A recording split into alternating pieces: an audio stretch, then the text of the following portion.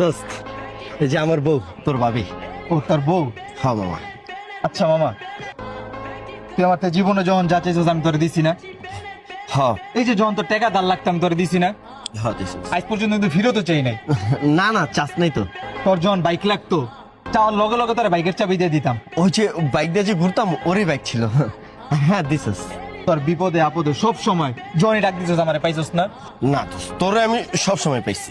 আজকে মামা বন্ধু হিসাবে একটা কথা কম রাখবি।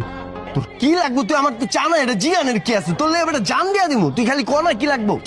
আজকে না ওয়েদারটা অনেক কড়া, তোর বউটা মারে দিবি?